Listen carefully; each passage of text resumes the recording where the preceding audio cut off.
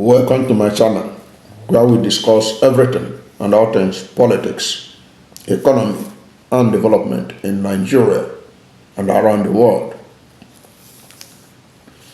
Human rights lawyer Femi Falana has gone to court, and the court has ordered the federal government to fix the price of goods in Nigeria within 7 days. Now, according to Falana, federal government has a duty to control the prices of commodities. In other words, federal government should fix price of commodities. So federal government should be able to fix the price of tomatoes, the price of alabasa or onions, the price of pepper, Maggi cube, garri and rice, and what have you in the market. In other words, it means that we are going to have a situation where the government is in charge of demand and supply. And that goes against everything that Nigerian economy has been preaching in the past how many decades. It also goes against even our exchange rate, because the exchange rate we have now, the reason why the Tinubu administration is floating the naira is because they want demand and supply to determine the price of the naira in relative to other foreign currencies. Demand and supply. That is where we are. Even the removal of fuel subsidy was for the demand and supply to determine the price of fuel.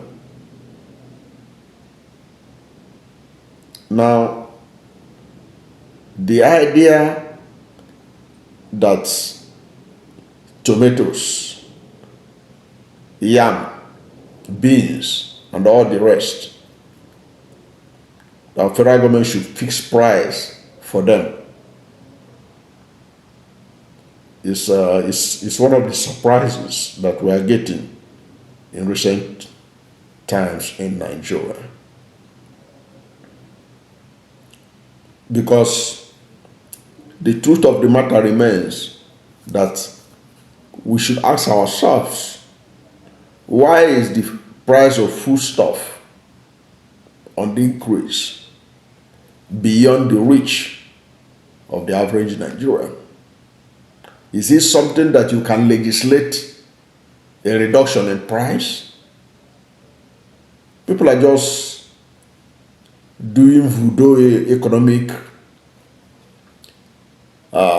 projections and economic solutions that has no sustainability in them. So what is the essence of saying that federal government has a duty to control prices when federal government is not responsible for the cultivation of the land? Federal government is not the one that tilled the land. It's not the one that bought the seed. It's not the one that provided the cost of maintenance and clearing of the farm until the weeds are put off from competing with the main crop. These are the burden that are borne by farmers. When there are flooding, the farmers suffer the loss. He even borrows money to farm, and then you come and fix the price for him. How is that done? And how is that going to encourage farming activity in Nigeria so that we can have more food in Nigeria? People should be careful the kind of things they push around in this country just to generate popularity and rush to court and get verdicts And some people are supporting that. The truth of the matter remains that food stuff is scarce in Nigeria today because, one, the major staple that we eat in Nigeria, farmers cannot go to their farms to cultivate them. Bandits and terrorists have made life difficult for farmers to farm. What is the duty of government? The duty of government is to protect life and property. It includes to protect the life of the farmer and his farmland. Has federal government of Nigeria done that effectively? Has federal government of Nigeria provided security for farmers in Zamfara, in Borno, in Yobe, in Imo, in Anambra, in Oyo State, in Ekiti State, in Osun State, in Bayelsa State, in Sokoto State, in Niger State? Has federal government provided the enabling environment, the security for farmers to go to their farm?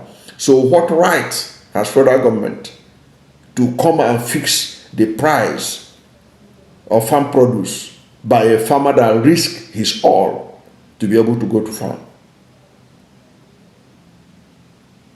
What government should be talking about, what people should be going to court, is to compel the federal government to create safety, to provide security in all the bushes of Nigeria, in all the farmlands of Nigeria. Provide insurance for all the farmers and their families, and bear responsibility for any farmer that dies in the farm. Then we can begin to talk about whether federal government can play any role in determining the price of farm produce. Federal government is not doing any of that. Federal government don't care about the farmer. Federal government don't care what subsidy have they provided for Nigerian farmers. Even in the United States, farmers enjoy subsidy. In Israel, farmers enjoy subsidy. All over the world, farmers enjoy subsidy. What subsidy does federal government of Nigeria provide to give it the right to fix the price of foodstuff? It doesn't have that right. It doesn't. Under the capitalist system we practice in Nigeria, and for which even the government itself have been saying it, that government has no business in running business. So government has no business in running farm. If government has no business in running private farms, why should government be in the business of determining the price of chicken, determining the price of egg? Where is that done? You want to reap where you did not sow? And some people are clapping. Yes, they need to. It's all over the world, the control price. It's not true. People talk about in UK, they do this and that. It's not true. In UK, they allow the forces of demand and supply to determine the price of egg. If egg is scarce, the solution for scarcity of egg is not price control. It is to produce more egg. When you have much supply of egg, the price of egg will fall. If the price of chicken is too high, produce more chicken and the price of chicken will fall. If the price of rice is too high, produce more rice and the price of rice will fall. That is simple elementary economics. It is not for government to legislate reduction in price. That's why I used to laugh when I saw the officials of Kano State government going to some warehouse and say they are going to confiscate the goods, that they are hoarding goods. So after you say that one that you have confiscated, how would they get the next round of Indomie and spaghetti to eat?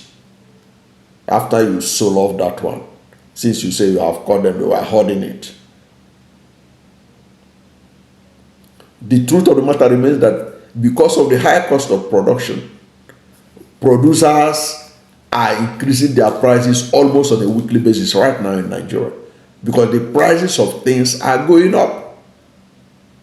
Just as you are seeing the prices of naira and the dollar changing every other minute, is how the cost of raw materials for producers. That's how the prices change for producers. And that reflects in what you get in the market.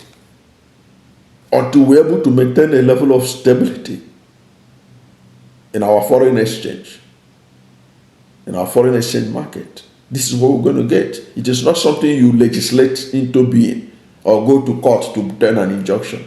And the court will give you order, say, federal government is giving 7 days to fix the price.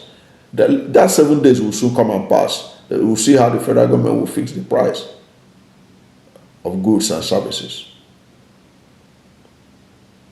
If we are having problem of scarcity of foodstuff, because farmers cannot go to farm, if the federal government cannot provide security for farmers to go to farm, federal government should import. If they don't know how to go and import, they should go and borrow money and import. Already they are used to borrowing. They are borrowing for irrelevant things. Even the vehicles that they bought for lawmakers, I will not be surprised if the money they use from the budget to buy it for them. We are borrowed. So is it not better to borrow for something that will even impact the life of Nigeria? Borrow and import rice. Borrow and import beans. Borrow and import other necessary foodstuffs that Nigerians need. That's the solution. That will be a short-term gap you are feeling. But in the long term, provide security in the villages and communities in Nigeria so that farmers can go to farm. When farmers have access to their farm, when farmers don't have to pay bandits to go to farm, when farmers don't have to pay bandits to be able to harvest their crop, as happened in parts of Kaduna State, when you're able to achieve that, you will see that the price of food will naturally come down. The interplay between demand and supply, all of us will witness it.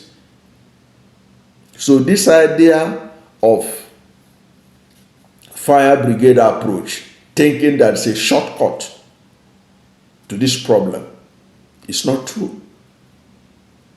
The only shortcut I can see is massive importation of things we are lacking in Nigeria.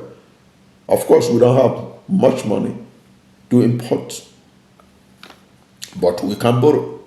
So let us borrow and feed Nigerians. And then let us maintain security in our villages, in our communities, so that farmers can go to farm.